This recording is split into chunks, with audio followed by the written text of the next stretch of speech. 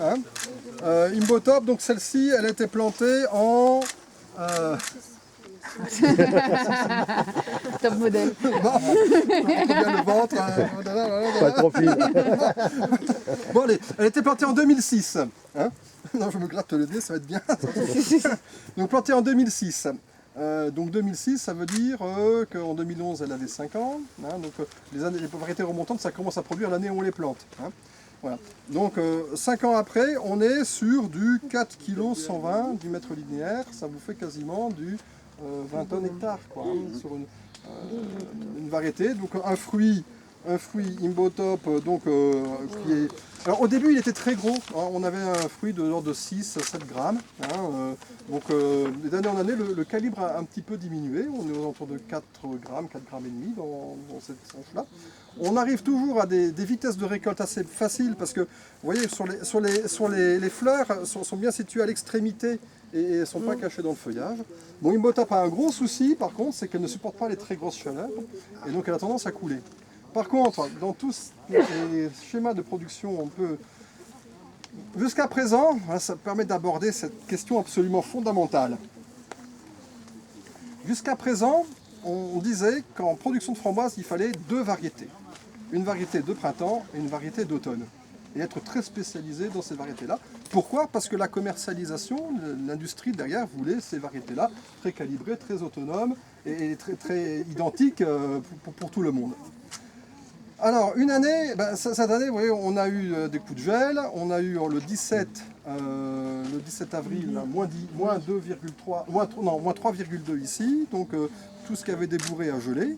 En gelant, donc ça avait chute de rendement. Des variétés particulièrement sensibles comme Mecker. Hein, vous voyez sur nos plans de Mecker en face, vous voyez, certains, il y a des trous.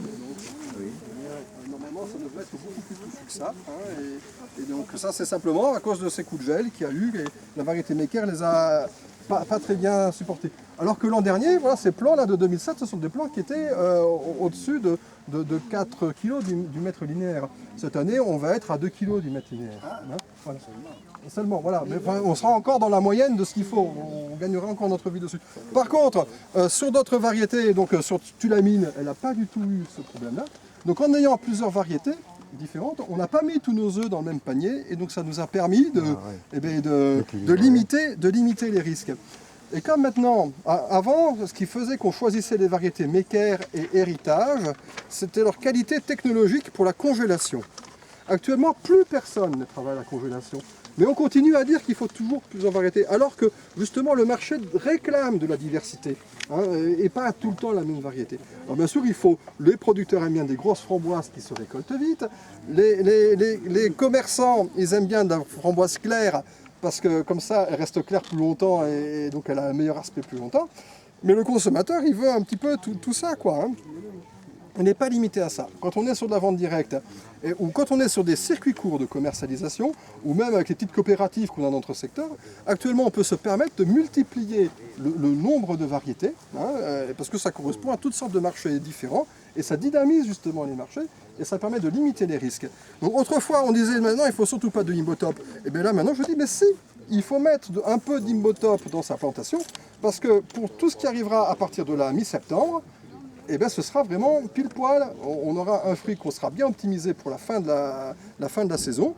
Et donc, on va garder les plantations d'Imbotop. Donc, on les édrageonne, c'est-à-dire qu'on coupe tous les drageons jusqu'à une certaine date. Hein, généralement, cette année, on ne l'a pas fait parce que tout avait pris du retard, donc on n'a pas eu besoin de le faire.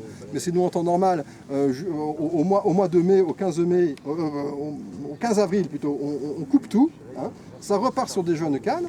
Et ces jeunes cannes, elles arrivent en production, en fin de cycle, à un moment où justement Imbotop donne un excellent potentiel, est facile à récolter, on a beaucoup, et donc ça permet de bien valoriser cette variété à ce créneau-là.